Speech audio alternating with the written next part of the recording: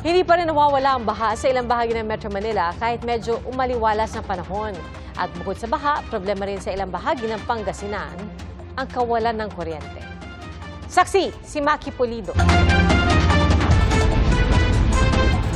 Kahit wala ng bagyo, abot binti pa rin ang baha sa Malabon City. At kahit 5 buwang buntis, pilit itong nilusong ni Laika Jean para mag-ayos ng mga dokumento sa City Hall. Malaking bagay din po. Budget lang din po yung dala ko ngayon. Hindi pa kasi bumabiyahe ang mga jeep sa mga bahang kalsada at aabot din sa 120 pesos ang balikang pamasahe sa mga pedicab. Mahal po yung pamasahe, mahal po yung singil. Napakabigat pumadyak sa tubig, malalim. Yung pyesa po ng tricycle, mahal.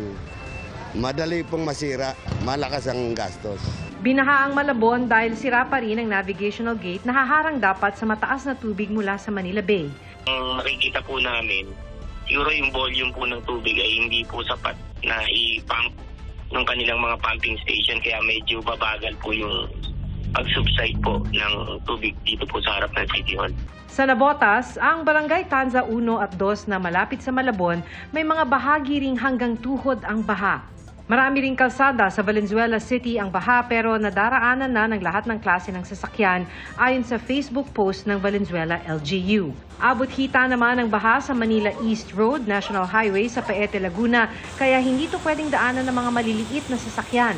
Sa ngayon, nagpaplano na ang Paete LGU ng mga programa para maiwasan ang baha sa mga National Highway. 2 lungsod at 13 bayan naman sa Pangasinan ang lubog pa rin sa baha, kaya nakaalerto pa rin ang mga otoridad dito. Sa ngayon, naka-red alert status pa rin tayo dahil nga may mga flooded area pa. At the same time, yung sa Western Pangasinan, nabinayan ng Bagyong Emong. Sa bayan ng Calasiao, lampas critical level pa rin ang Marusay River. 21 barangay sa lugar ang patuloy na binabaha. Halos 300 pamilya ang nananatili pa rin sa evacuation center. Damay rin sa hagupit ng Bagyong Emong ang Abagatanen Beach sa bayan ng Agno. Pinadapa nito ang mga bahay at ilang cottage sa lugar.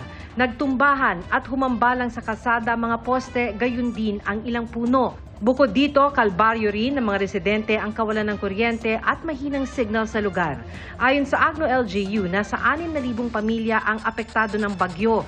Sa tala ng NDRRMC, 31 ang kabuuang bilang ng mga nasawi sa buong bansa dahil sa mga bagyong Krising, Dante at Emong, pati na rin ang Habagat.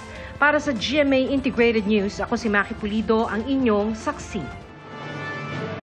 Mga kapuso, maging una sa saksi. Mag-subscribe sa GMA Integrated News sa YouTube para sa iba't ibang balita.